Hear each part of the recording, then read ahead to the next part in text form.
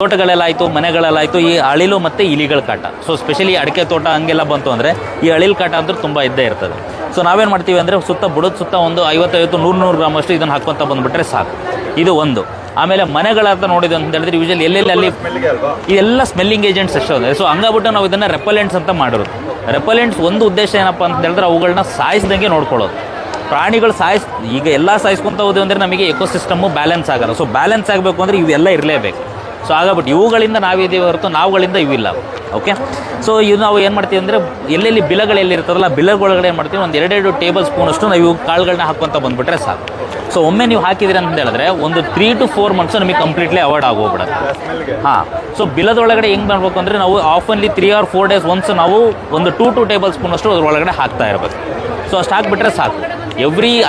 Very ಸ್ಟಾರ್ಟಿಂಗಲ್ಲಿ ನಾವು ಅದೇನೋ ಒಂದು ಹಾಕಿಬಿಟ್ವಿ ಹೋಗಿಲ್ಲ ಅಂತ ಹೇಳೋದಲ್ಲ. ಸೊ 3-4 ದಿನಕ್ಕೆ ಒಂದೊಂದು ಸತಿ ಹಾಕ್ಕೊಂತೇವೆ. ಸ್ಟಾರ್ಟಿಂಗ್ ಒಂದು 15-20 ದಿನದ ಮಧ್ಯದಲ್ಲಿ ಒಂದು 4ರಿಂದ 5 ಸತಿ ಹಾಕಿ. ಸೊ ಅಲ್ಲಿಗೆ ಸಾಕು.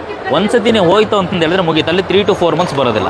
ಇನ್ ಕೇಸ್ ಉಳಿತು, ನಾವು ಇಷ್ಟೊಂದು ದೊಡ್ಡ ಪ್ಯಾಕೆಟ್ ಇನ್ನು ಉಳಿತು ಅಂದರೆ ಆ ಕಡೆ ನಮಗೆ 2 years ವರೆಗೆ ಯೂಸ್ ಮಾಡ್ಬೋದು. ಸೊ ಆಗಬಿಟ್ಟು ಇದು ಆರ್ಗ್ಯಾನಿಕ್ ರೆಪಲೆಂಟ್ಸು ಇದೊಂದು ನಮಗೆ ಪ್ಲಸ್ ಪಾಯಿಂಟ್.